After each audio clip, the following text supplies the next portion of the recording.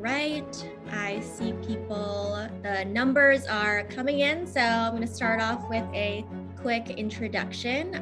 Welcome to our webinar about let's talk about retaining underrepresented talent and really holding ourselves accountable. My name is Christina Giordano, she, her, and hers, and I'm the Senior Partnerships Manager here at AllVoices. So we want to start out with providing some context behind our conversation today with some good old statistics. In 2020 alone, we know that women globally lost 64 million jobs, and one study found that women in tech leave their jobs at twice the rate of men.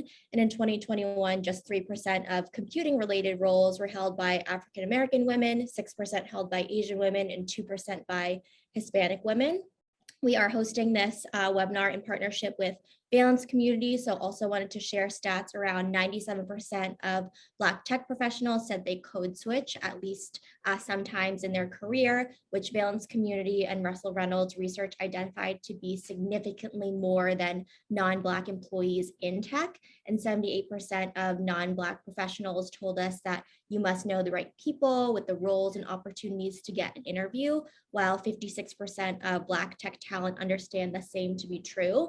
And we know that some companies are adopting really performance-based metrics related to compensation to really put an emphasis on diversity, equity, and inclusion. For example, pay for anyone at an executive level VP role at companies like Salesforce is determined by meeting diversity and inclusion goals around hiring, retention, and promotions. This webinar is hosted by AllVoices. We are an employee feedback management platform in collaboration with Valence community as well. You could hear the good old Brooklyn Expressway by me as well. So truly working from home. If you have any questions about Valence community or AllVoices, please reach out to me or Guy on this call.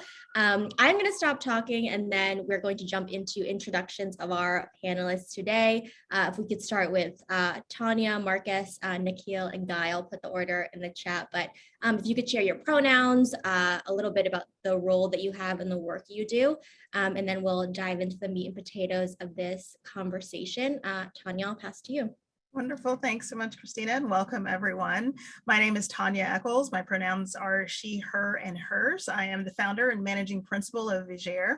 I am an executive coach and leadership consultant, so I work with leaders, teams, organizations to really understand how we can combine organizational goals and high-performing teams with taking care of the humans in front of us. And the more we're able to do that, I think those business objectives and outcomes naturally flow. I do a lot of work, especially around diversity, equity, inclusion, and belonging and social justice, including all of those pieces, because that is really a part of leadership. I don't consider myself just, not saying just, but a diversity specialist. I am a leadership development person who's helping people understand that that is what leadership means, is being inclusive, building diverse teams, and finding ways to create environments that are psychologically safe. So that's what I do, or part of what I do. I do a whole lot of other stuff too, as a human, but that's what I do for work. Great to meet you, Tonya. What an act to follow. Oh my goodness. Hello, everyone. Marcus Cooper here. I use he, him pronouns. I am wearing a brown turtleneck. There is a Black background. I'm an African-American male wearing clear frame glasses that I think are kind of chic. Anyway, I am the director of idea business partnering over at a little bird app we call Twitter. That job is many things. We wear many hats, as I'm sure Tonya does as well, but my team essentially helps drive and accelerate I&D outcomes for the entire company. We do this by developing roadmaps for our staff level leaders that we help coach and enable them through for the entire year. It's a pretty big role in terms of our inclusion strategy and something we're super thrilled about. I often tell folks we're kind of like their agents, right? We connect them with the right opportunities, the right connections, the right resources, just to make sure they're able to stand up on their own and lead this work independently and shine. And that's a bit from me. I'm going to pass the mic. All right, thank you. Hi, everybody. My name is Nikhil Paul. I am a leadership team coach. My pronouns are he and him. So I work with high-performing teams. Leadership teams, mostly bigger tech companies, but my background before this was that I had my own startup. and I actually had an employee engagement software company, and I ran that for a bunch of years. So my foot in the door to the world of culture and employee engagement was through software. I came at it from a little bit more of the data and the product perspective, and doing that for a lot of years, I really kind of connected with some of the biggest challenges these companies were having. And when I did a career pivot, a couple of years back, and I really kind of revisited what I wanted to do again, I realized the parts that I love the most were working with people, rolling up my sleeves and getting in from the ground up and helping. So that's what I do now. I work with executives and teams at a lot of different companies, and I help change behaviors, habits, and processes from the inside out. So yeah, I'm super excited to be here and to be part of this conversation. Thank you. Guy, I think you're muted. Mute. It's brilliant, though. I could just tell. I've gone 3 months without that happening, at least on a Zoom. So, my streak is now down to 0. I have to change that little board, 0 days without an accident. So anyway, Guy Primus, I'm the CEO of Valence Community. Our mission is to create new paths to success for Black professionals. I took over in 2020, right after COVID, right after George Floyd, and really wanted to focus the organization on not just kind of creating the wealth and kind of personal success, but of community success, and understanding that we as Black professionals sometimes, as kind of the data that we showed a little bit earlier, don't really understand the game. We don't know how to play the game, and really don't know what it takes to succeed, right? We have all the work ethic, we have all the intellect and all of the intangibles, but sometimes we don't have the access. We don't, again, know how the game is played, and we don't have the connections. And so we want to make sure that we bring those resources to the table for Black professionals, really with the vision of looking at, if you were to kind of fast forward 30 years and looking at the greatest moments in business history, we just want Black folks to be at the table, right? Not necessarily leading, although that's great, right? If we're leading those initiatives, not necessarily even being the right-hand persons to the people that are leading those initiatives, but we need to be at the table, and we need to be part of the conversation. And so I'm really glad to be here. Also really great to be here with Marcus. Nick Caldwell is one of the individuals who we look up to at Valence, and really appreciate all the stuff he's doing on the product at Twitter. And you guys are doing amazing things, and really just looking forward to sharing some knowledge and gaining some knowledge as well.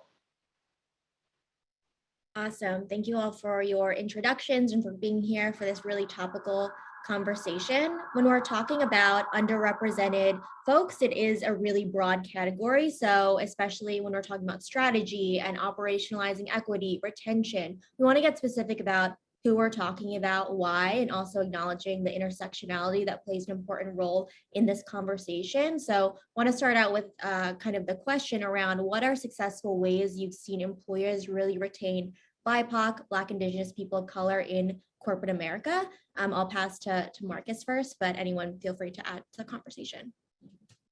Awesome. Thank you for that. And I'm sure Nick Caldwell is going to love that shout out. If he doesn't see it, I'll be sure to pass it along to him. But yeah, I think there's generally a misconception that there's sort of a silver bullet to employee retention, right? That there's a specific program or initiative that actually will influence attrition. But really what I think we need to do is sort of turn this mindset on its head, which is to ask the question of, well, what do critical talent communities actually need in order to feel a sense of belonging, or in order to feel safe? Or more simply, what do critical talent communities believe to be core drivers of their intent to stay? Your attrition data alone isn't actually going to reveal this, because it only captures the what and possibly some elements of the who. Now, what you need is the why, and we can ascertain this through more qualitative data, which can be done through deeper listening, right? Whether that be through focus groups, engagement surveys, and the like, or other vehicles such as those. But anyway, once we have a deeper understanding of the why, we can then sort of reverse engineer the experience by centering the outcomes and developing programs that have realistic, scalable, and measurable objectives. I mean, we typically see development opportunities cited as the primary driver for intent to stay for these populations. And that actually makes complete sense to me. If you think about it as, we typically see organizations making progress against their representation goals by hiring more diverse talent, right? And they do that at the clearest entry points to the organization, but in other words, the most junior roles. However, most organizations aren't intentional enough about developing career pathways or succession planning in order for diverse talent to see themselves in an organization long term. So we end up losing folks within a couple of years, right? A holistic stay strategy requires a meaningful and sustainable investment in the lifetime of the talent journey. And that starts with onboarding. It starts with those first initial touch points, and it continues all the way through to talent planning and development experiences, and really carries to promotion equity and career growth and all those good things. This is sort of a long-winded way of saying retention requires a long-term strategic planning, and most importantly, the employee voice. The saying goes, nothing for us without us, I think it is. That's correct. Okay. Nothing for us without us. And that's especially true when planning career experiences for underrepresented populations. Yeah. I'll jump in here. And that was a beautifully well thought out and well explained deep dive into it. And I'll just add into that. And this is my take on it that I've pulled in. Luckily, we already have the framework for how to help anyone succeeding. Unfortunately, for the last several centuries, it was directed at one group of people, predominantly white males. But when we look at what was done for them, that's something that we can apply to any human who wants to, that we're trying to retain and create an opportunity for them to thrive in their environments. You build community within your organizations, offer opportunities for growth and advancement, creating mentorship, which is often challenging, especially for people from other cultures, for women, because the thought is if I'm not from your background, I can't be your mentor, which is exactly not true, and also statistically not possible, given that there aren't enough of us in those places to hold on to those, to have those roles as mentors. Providing coaching, providing all sorts of development, and honestly, respect. So this gets to the human side. Are we building real connections? And I know we talk about being at the table, and that's something we definitely want to do, because we got to be at the table to even have anything else happen. But we also want to make sure, and I always equate this back to anyone who remembers middle school lunchrooms, getting invited to the table was never enough if you still sat there by yourself.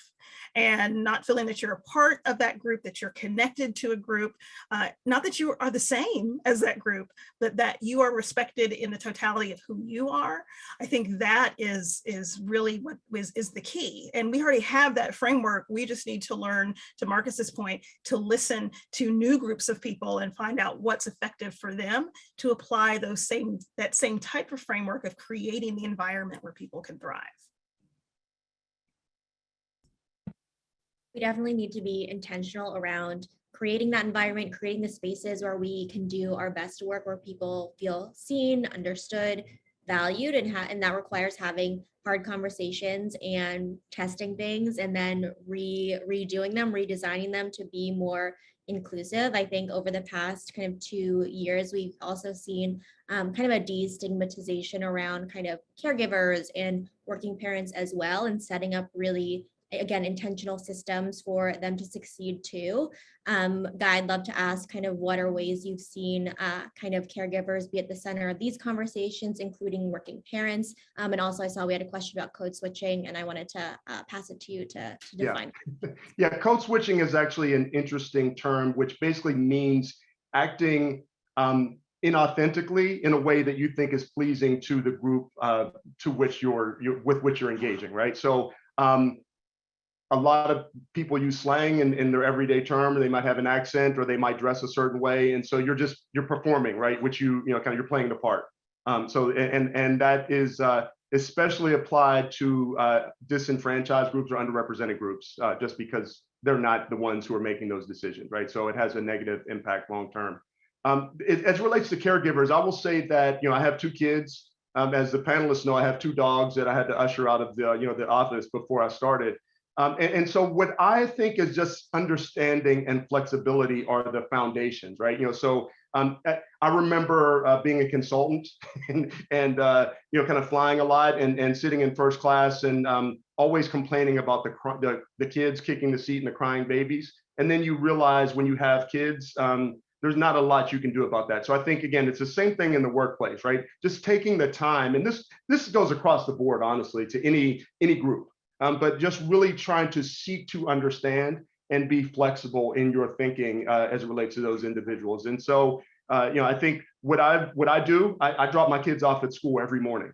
And so my team is flexible enough and understanding enough to schedule around those times. They don't mind me having Zoom calls where I'm not on the camera, at times. And, we schedule around people. There's kind of the meetings that we have are not scheduled at drop off and pick up and lunchtime, et cetera, right? So really, I'm looking to be understanding. And then, obviously, when you have parental leave or you have someone that needs to be somewhere, really acting as a village almost and making sure that the work gets done and not holding an individual responsible and accountable because they have things that they have to deal with outside of the four walls of the office, I think are some things that, again, it goes back to the understanding and the respect, but just really everyone coming together to solve a problem, which is really just time and attention. And I can tell you, I spend a lot more time early in the mornings. I probably wake up earlier than anyone I know.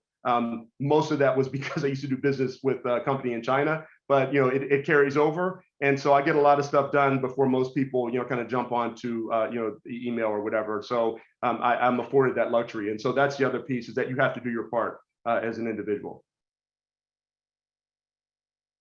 Absolutely. You have to do your part as an individual and also recognize as like managers and executives too, kind of modeling that behavior. So I'm sure, Guy, you doing that as well signals to your team that that's something that they can be open and vulnerable about as well, in terms of having full lives inside and outside of work.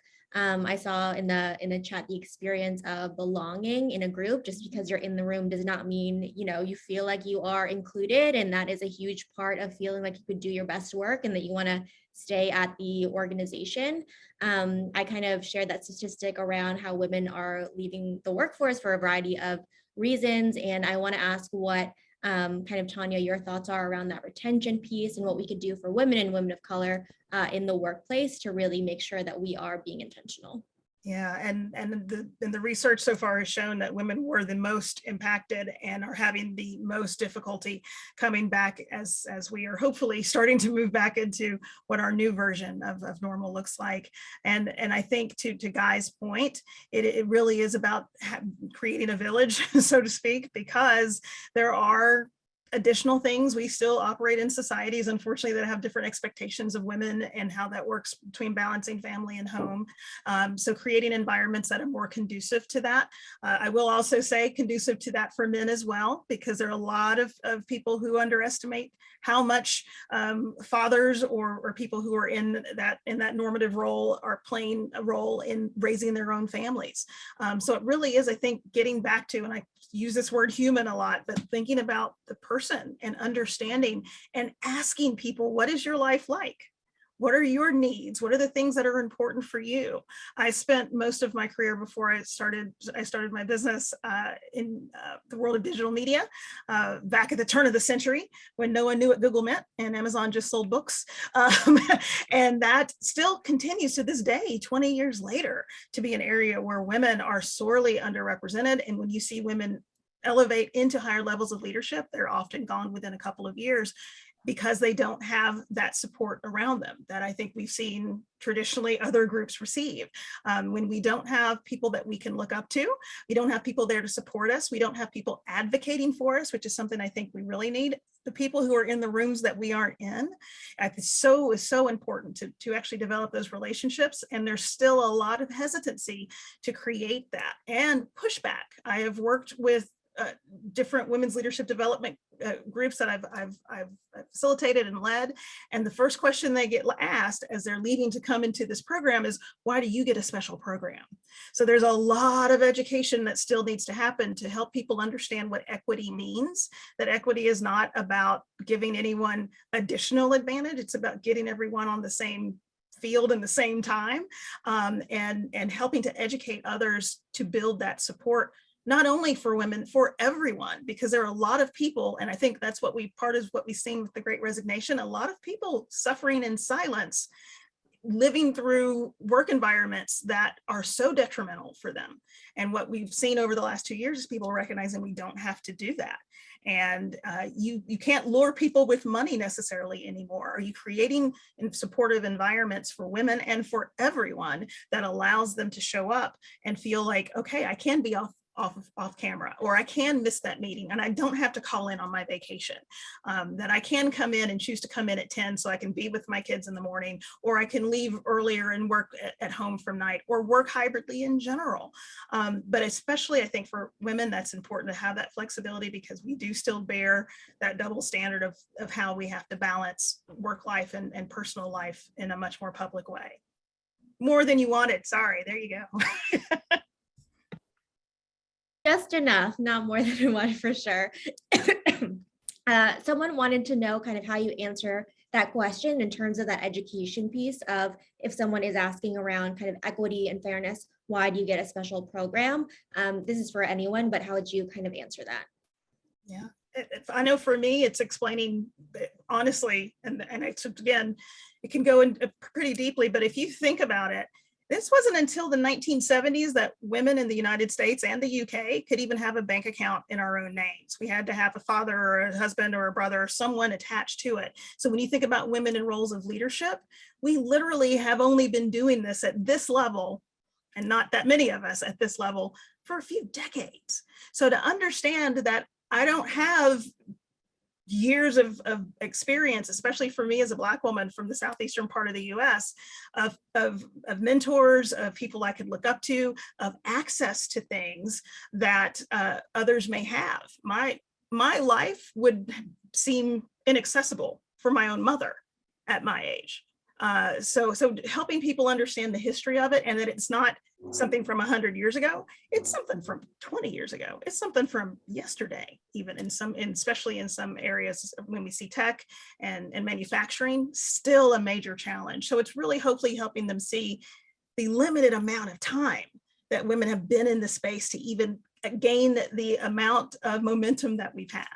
Yeah, and I look at this from a capitalist perspective too, which is, we're all at the table. We all kind of bring a unique perspective, and you want to maximize the output from that team.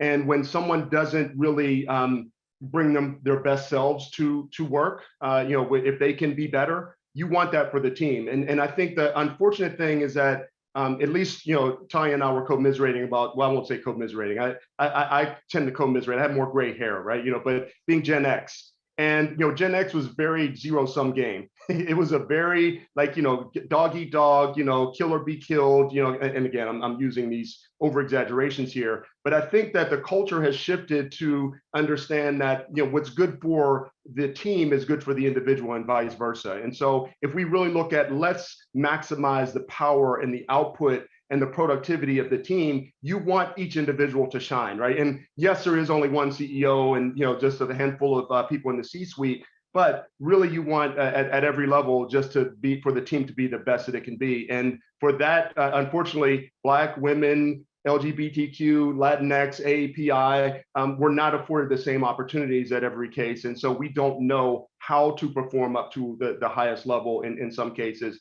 And the organization isn't geared toward understanding that and capitalizing on that. And so in both regards, it's really important to just maximize the individual contribution to the broader team. Absolutely. And I think we're also speaking to kind of that systemic lens as well. I know that a lot of folks may join the webinars too, want kind of like those tangible examples of what you can do as a person, but also there are systems and processes that have been in place for hundreds of years that impact our workplaces today, which are microcosms of society. And to move the needle on these processes and operationalize equity, you need the buy-in of these leaders, these executives, the people who are in the C-suite, and also managers as well, who have a huge impact on employees' experience. We've all heard the phrase, like, you don't leave a company, you leave a bad manager. And people can tell when they're being invested in or not, when you're being inauthentic. Nikhil, you have a lot of experience working with these leadership teams. Can you share some examples of how you coach people managers to manage across difference, manage across time zones, gender, cognitive, race, all of those kind of differences we may have? Yeah, no, that's a great question. Thank you. Yeah, look, this is very, very interesting. And I also think very informative for all of us to hear this, right? We have to be reminded of this need because I think we're always in such a go-go mode. We have to take a step back and understand the systemic impacts and the legacy of racism in this country and how it affects us.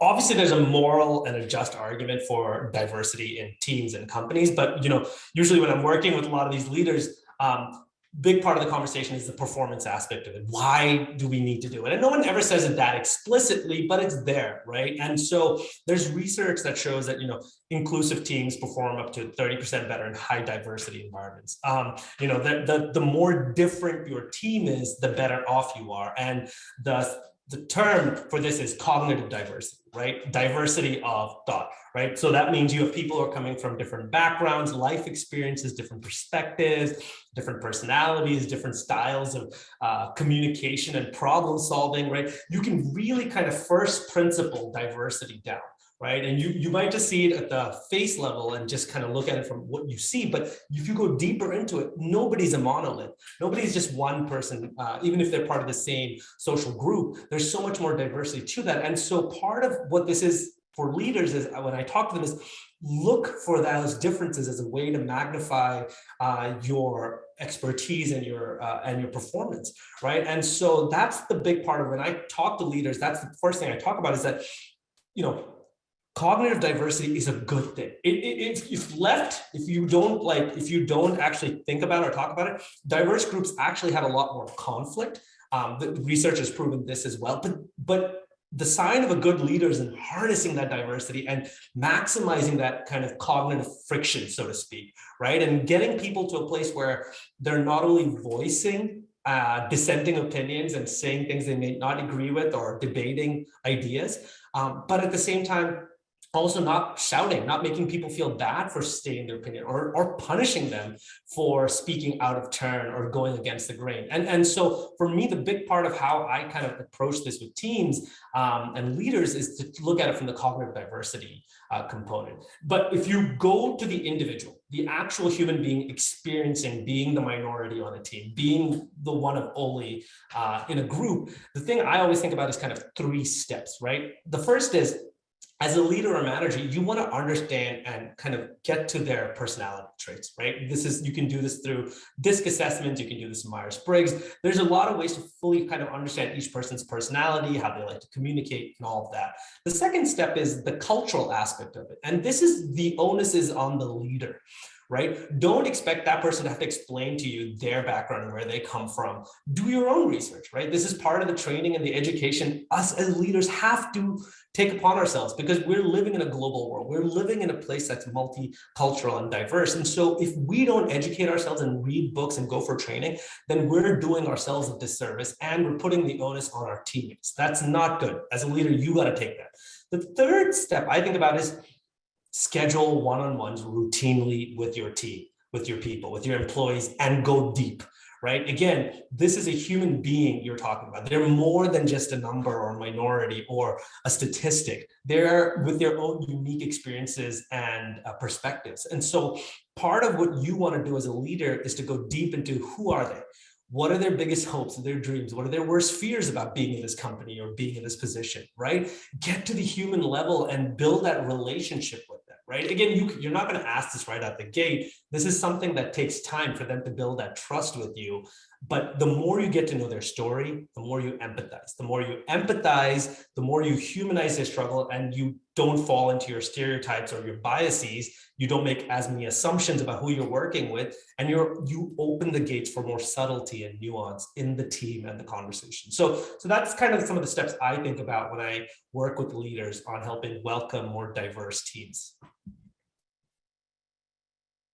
That's absolutely doesn't just happen overnight. It's a combination of intentional activities and also just like any other relationship in your life as well, you have to work on it too. And I think in this kind of remote hybrid world, it is harder. We have a question around what are your thoughts on kind of building that village and really support systems and I think meaningful connection in a remote world when you don't have the option of just like organically running into people or meeting up for coffee in person. This question is for anyone. What are your thoughts about creating those connections? I'll jump in. This is a little bit of a soapbox I jump on occasionally because the world has changed. And so this is a skill we want to continue to grow and develop. I would question if it actually was happening organically. I think we all assume, oh, I could just pass you in the hallway or meet you at the coffee shop. How much was that really happening, especially when you talk about from a diversity standpoint? Who were the people you tended to gather with around that? Probably people you knew and felt really comfortable with, and how much were you expanding that circle? So I see the remote evolution here that we're experiencing as an incredible opportunity, not only to be more intentional, because yes, it does mean I have to schedule something with you very specifically to come in and speak with you, and I have to think about what we're going to say before, what I'm going to come in and have this discussion with you about. So I see that as an opportunity to be more intentional, to reach out to new people, and it maybe doesn't feel as uncomfortable because it is virtual. This is new, so this is a new time. It's also an opportunity to reset. That for leaders who just came in and said, hey, we just got to hit these numbers and get this stuff done. This is your chance now to come in and start to ask those questions, to recognize we live in a different environment. We're working in a different environment. Yes, you've worked for me for the last 7 years, but we're in a whole new world now. So I can use the new remote environment as a tool to be able to ask those questions that I might be too embarrassed to ask because you have worked with me for the last 7 years. Don't you know this already? Well, now I have a foray to be able to have those conversations. So it is being intentional, and it is different, and it can feel very awkward, but it is an opportunity, not just a challenge, I think, as many people are viewing it. Yeah, it's interesting because I'm probably the least touchy-feely person I know. Maybe that's a bit of a stretch, but I'm an engineer, and we have a reputation. And we actually start each of our Monday morning staff meetings with a word of gratitude. Right, it really just kind of giving people the opportunity to have a platform to give a little bit of a view into the world through one word, and then the explanation that goes along with that. And I think that allows for everyone to express him, her, themselves, right? At a moment in time. But it also allows for something that Nikhil talked about and was in the chat earlier, which is kind of like personalization and individualization, right? Not everyone is reaching for the same goal. Not everyone has the same skill set or background. And the more you get to know people, I think the more you can individualize. And again, I think it just really helps the team dynamic. Yes, there are going to be some people that are gunning for the same roles, right, in the same jobs and the same opportunities. But there's more diversity in thought and pursuit and background that I think we give ourselves the ability to hear in the previous system. And I think right now, I'm looking at these boxes, right? It provides a sense of structure that I think doesn't always occur naturally, in the wild. It's also, that's such an amazing point. I think it's important to recognize that the old way of working, those what are described as organic connection points actually perpetuate inequities in the workplace, right? They create environments where there is favoritism, where people are missing out on those inside jokes, where people are, if they're working remotely and half the team is not, they're organically going to feel distanced because they don't have those water cooler chat moments. So actually being in a remote environment and, over at Twitter, it's work wherever, forever. So this is something we're starting to get pretty good at. It's an incredible opportunity to make connections, as was earlier mentioned, with folks you don't always have that with. And more importantly, it challenges you to think about things like work product and promotion and talent planning totally differently, because you've sort of crushed the ability to lean into visibility bias or recency bias because you're not checking in on the same 3 people from your 10-person team every day. You now need to have an informed POV on everyone wherever they sit, and you're going to be challenged on it. So I, for one, personally adore this environment. I think it's incredibly helpful from a talent planning perspective. Of course, I'm putting on my little people partner hat over here. And more than anything, it gives me an opportunity, as was mentioned by Tonya previously, to establish connections with people I never work with. I am the king of saying, I'm just going to Slack this random person whose name I heard last week. I think it's a lot of fun. I actually have a 15-minute rule. I have a meeting with pretty much anybody for 15 minutes. That's probably going to open up some floodgates out there, but I actually have in my calendar, you can select a 15-minute option that I'll talk to anybody for 15 minutes, see what's going on. I'm stealing that. Thanks, Wow, Tonya. that's impressive. You heard it here first. You can go to Tonya and ask for 15 minutes on her calendar, and she will say yes. I will say yes. Great.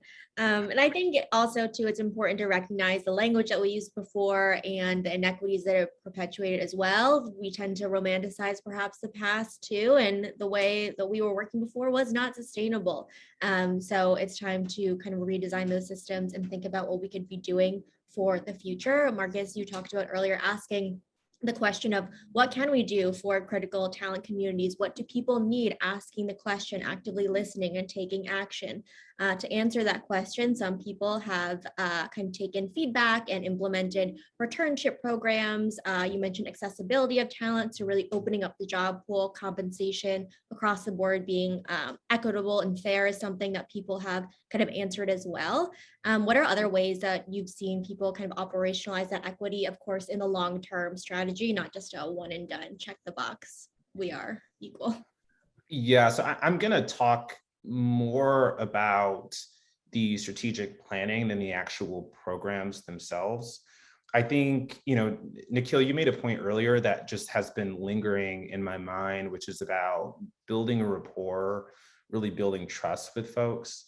And, to that point, it's really essential that we don't make assumptions about what critical talent communities need to feel successful, right? We can't guess. Sure, we could, but we're probably going to end up investing in areas that aren't going to yield the right outcomes for these communities. So it's important to have a very clear listening strategy, right? Engagement surveys, inclusion surveys, stay interviews, feedback, AMAs with ERGs, what have you. You need a listening strategy more than you need that program you saw on LinkedIn that you think could be really cool and fun. One scalable tactic for understanding employee sentiment, particularly across identity groups, is to cut existing data sets, exit surveys, inclusion surveys, what have you, by demographic to understand how different populations are experiencing your company culture. If you just start there, you are going to get a ton of information and will at least have a roadmap light for what you can go and do. Let me take a perspective on someone who offers a third-party executive development community. So at Valence, we have a program that we call Bonds, which is a membership organization that really focuses on three core elements. It's executive coaching, it's a curriculum that's geared to Black professionals, and then it's a community of a few hundred now Black professionals, mentors, sponsors, people that are thought leaders. And really, this provides a few things. One is it provides a really great framework for knowledge, so understanding what is expected of you and what it takes. And, not just hearing that from the organization, but hearing it from your peers and hearing it from people who have walked miles before you along the similar paths.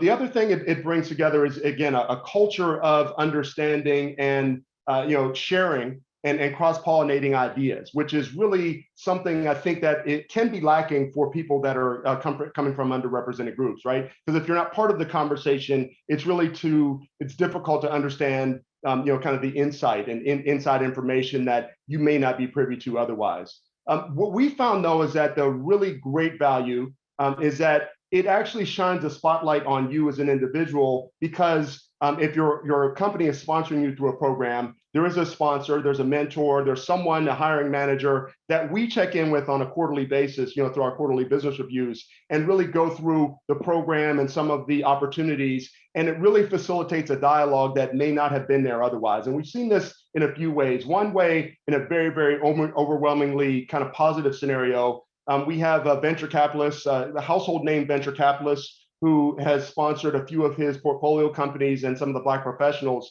And some of those individuals have built one-on-one relationships, not only with the CEO of the company, but with the investor, right? And so they are now mindful and looking out for those individuals that are going through the program. And then in a not so great scenario, but a positive outcome, we've had someone who is, kind of part of I'll say a large organization that had, a few thousand layoffs, a couple thousand layoffs a few weeks ago. And she was so thankful for the development that she had going through the program, and that gave her confidence even in the midst of layoffs and of turmoil and tribulation. And so she felt much more confident, and the ability to navigate with her her peer group, some of whom have been let go, with her manager, who is now different than it was when before. And so I think even in the face of kind of both positive and negative circumstances, having a framework by which you can interact and engage with your organization, I think provides something that I think is really undervalued in corporations. Having that framework is really important, having kind of common language and expectations set up front of what success looks like, how you are actively investing in folks to succeed as well, and not just setting them off and saying, this is what you should do, no resources whatsoever. And in terms of listening, at AllVoices, we definitely believe in that psychological safety and a multi-pronged listening approach as well, understanding that everybody is bringing in different experiences with them. You can have the best workplace, but for whatever reason, not feel comfortable sharing feedback on day one as opposed to year 5. Tonya, I want to kind of ask your opinion also around creating these really non-negotiables frameworks from either a strategy or an example lens of how we can operationalize equity. Yeah, and I think from a framework perspective, I'm not even sure if that, because it is so unique, right? And I think that's part of it. And I saw someone mention in the comments about moving away from the doing, because usually doing makes people feel like they're being productive and creating equity. And, oh yes, we've done this, and we have this program, and we have this employee resource group. And I think from, we talk about operationalizing equity, not only is it creating that space for historically disenfranchised groups and creating those opportunities, but equity will only come if we also educate those who are not part of those groups, because they have to be engaged in this as well. So if we continue to create spaces just for those historically disenfranchised groups, we are not really going to create equity, because the people who don't understand that, who've never had to question their identity, their background, how that impacts that, they're not carrying the generational debt of years of discrimination and lack, to be honest. We aren't creating a space for equity. We're creating a space for certain people to feel like, when I'm in this group, I feel safe. And we need to learn how to expand that aperture, so to speak, so that we can create an environment where I can feel safe all the time. So I'm always a little concerned when everyone wants to jump into, let's create this group, and we need to create this group for these groups of people. And it's like, yes, but how are we educating those who are not necessarily part of a disenfranchised group, who haven't had that kind of education? And honestly, why would they? Because that's never been questioned for them before. So I think for me, that's one area that I think we maybe aren't spending enough time on, is making sure we're educating others around how they can create equitable spaces beyond reading books and doing things that make people feel like I'm doing something. It's like, how are you having conversations with people on your team? Are you looking at your feedback at the end of the year or every quarter and asking, what scale am I judging this on? My scale based on my experience and the people I'm used to engaging with, or am I taking into account the person in front of me who's had a very different lived experience than mine? So I think we want to expand some of that as well, and not continue to create closed spaces. We are open systems, whether we are aware of it or not, and we want to make sure we are incorporating everyone to make that a reality. Yeah, I mean, that's a great point. And I think Salesforce gets that, right? As one organization. I think a lot of companies get it, but Salesforce absolutely gets it. And I think it's because of the nature of the work that they do, because it made me think of Pepsi, who also in the 60s really got it, right? They really listened to the community, and they saw an outsized return because of that. So I think really making sure that individuals understand this is not it's not a feel-good opportunity, right? This is good for business, right? This is something that is going to be beneficial to you as a people manager, and it's going to be beneficial to the team because we have diverse perspectives, as Marcus was alluding to earlier. And as Nikhil was saying, that the training for individuals and the individualization is something that it's only going to yield better results. It can't. I mean, the opposite. The contrapositive, or whatever you want to call it, right? Back to my engineering days, right? Is not provable. But it's going to get better. That by understanding more members of the team, by understanding their different perspectives and understand their diverse backgrounds, is only going to yield better results. Absolutely. And there's a ton of research to support that as well. When you make something better for one community of folks like parents or caregivers, you're making it better for literally everyone as well. Even if you don't see that in the long-term effects, you will see that. I have a question around an anonymous question for how can I hold my manager accountable to be invested in equity and also the leadership team accountable without volunteering myself for extra work / is it my job? Anyone can answer.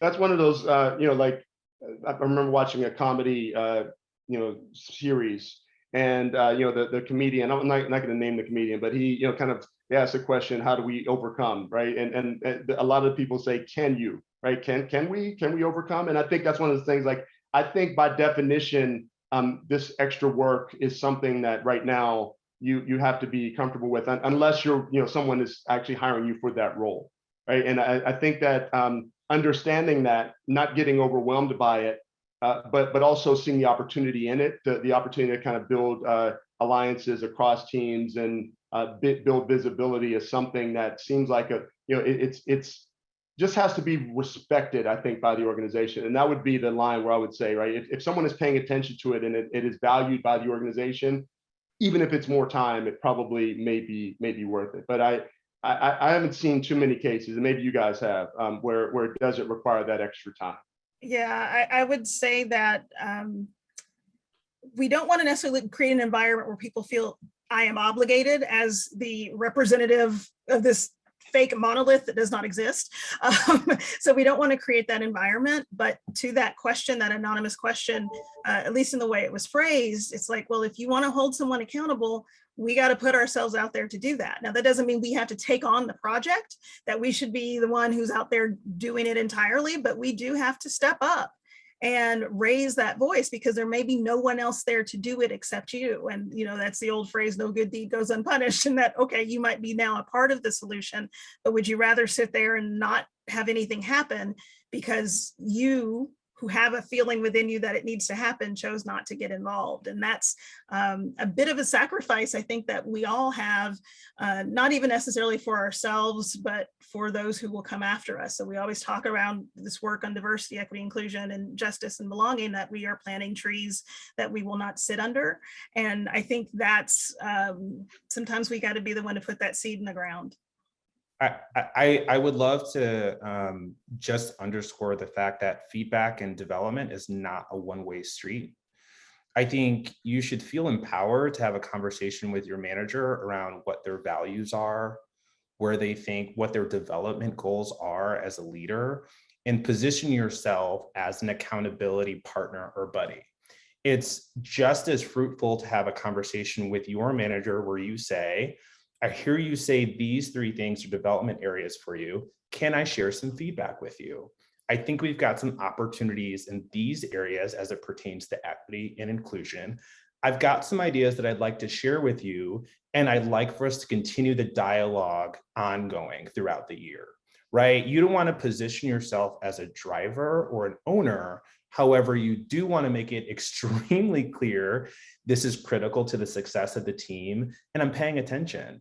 And I heard you say it's important to you. So let's talk about how we're going to move that from word to action.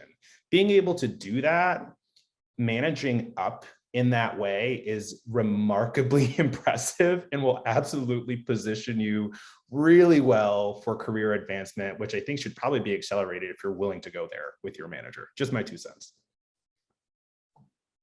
And I did want to just add in really quickly around boundaries, right? And inherently a boundary being, if I'm the only person you have to ask about how we can create more equity in this organization because I'm the person of color or the person with a different identity or whatever that may be, that inherently is the problem. So we can set those boundaries and come in and say, I am not the expert. Just because I am from perhaps a disenfranchised group, I'm not the person for you. I'm here to, just as Marcus said, raise the issue and hold you accountable. But there are people out there who do this for a living and who do this and have a lot of experience and research and depth that they can bring to it. So we want to set those boundaries like we would with anything that we do in our careers. If like, okay, I am raising this and I'm willing to be part of the solution, but I am not the solution.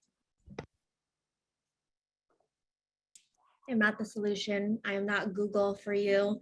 I think that healthy boundaries are extremely important, again, in all relationships as well. I know we are nearing the end of our hour together and we can go deeper for another couple of hours, but I want to make sure that everybody has the opportunity to answer our final question around just a call to action for folks listening to this webinar, both live and on demand. For everyone joining, the assumption is like you are interested in retaining your really critical talent communities, underrepresented talent historically in tech, in corporate America. What is your call to action for these people, practitioners, managers, executives on the call? You can get as specific or granular as you would like. This is for everyone, but let's start with Nikhil first. Yeah, no, this is great. I've been loving the conversation so far. Great insights.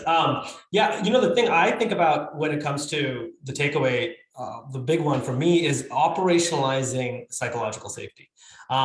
Meaning, don't leave it to your goodwill and your good intentions to be more diverse, to bring more diversity into the company, or to do things that help increase equity and inclusion.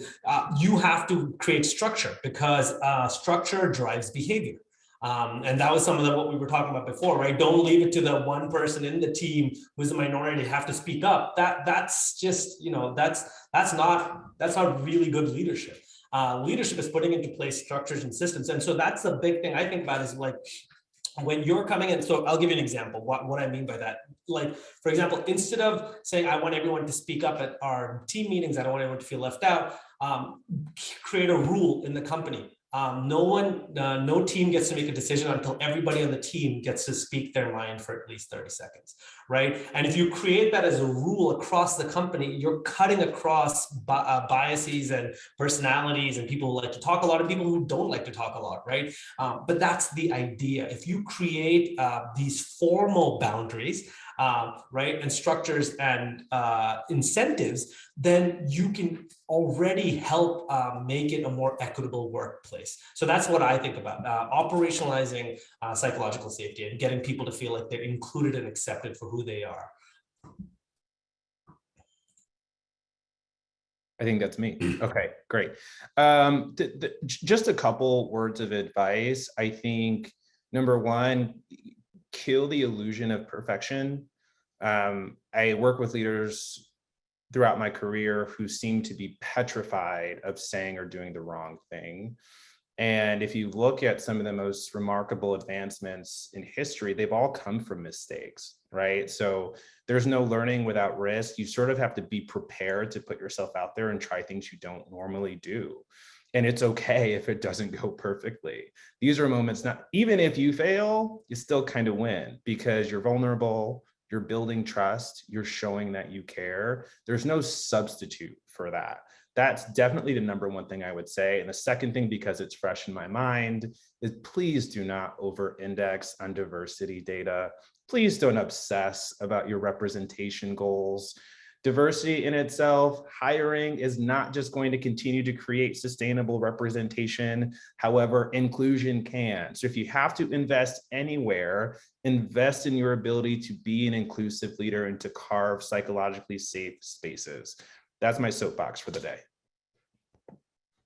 Well, I'll hop up on that. Don't put it away, Marcus. I'll jump on your soapbox.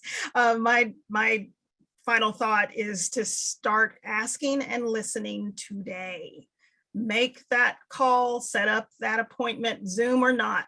What I've seen a lot of articles over the last several weeks about all this great data we're getting from exit interviews and why people are leaving. It's like, why are you waiting for an exit interview to have that conversation with someone? If you talk to them a year earlier, even 2 weeks earlier, they might not be in an exit interview. So start asking questions and then listen.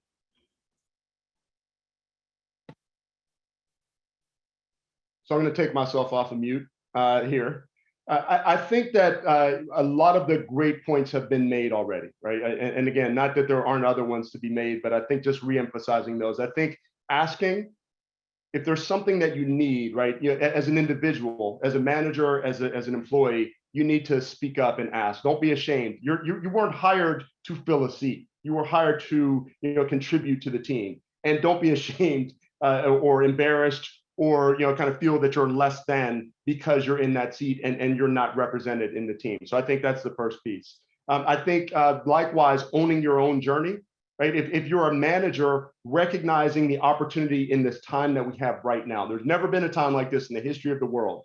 And the rules are being rewritten, and capitalize on that to really recognize the power of diversity and the power that diversity brings to the team and to you ultimately, right, as an individual who is capable of managing diverse teams, right? And if you're a single contributor, an individual contributor, or an employee, you have to own your own journey, right? You can't be holding your employer responsible for educating you or giving you opportunity, right? Again, speak up, seek professional development, whatever that is. They can only say no. Anyone can only say no, right? And I think that's kind of understanding that is really important. And I will just kind of leave with a bit of a pitch. We're having along this line, each one reach one summit at Valence. So go to valenceevents.com. Register. I'm interviewing Stacey Abrams, and we have Michael Seibel, a bunch of other, Rodney Atkins, who's been my mentor for 30 plus years, who's on the board of PayPal and Granger and the chairman of Avnet. Just really incredible voices for hours long of conversation. And so if you're looking for more, please come to valenceevents.com and be fed. Incredible. Thank you all for sharing your final insights with us. Operationalize equity, get rid of the idea of perfection, miss it now, and own your journey as a manager, individual contributor. Thank you so much to our partners at Valence Community for co-hosting this webinar with us. Again, Valence is a platform that connects, showcases, and empowers global Black professional communities, and AllVoices is an employee feedback management platform. We really believe in that psychological safety and that employee feedback, really empowering folks to share positive feedback, ask questions, and then report any culture issues, get ahead of systemic barriers, and really make a difference in their kind of workplaces. The recording will be live within a week on our website, and we'll be sure to send it out. Thank you, everyone, and have a great rest of your afternoon. Thank you all. Thank you.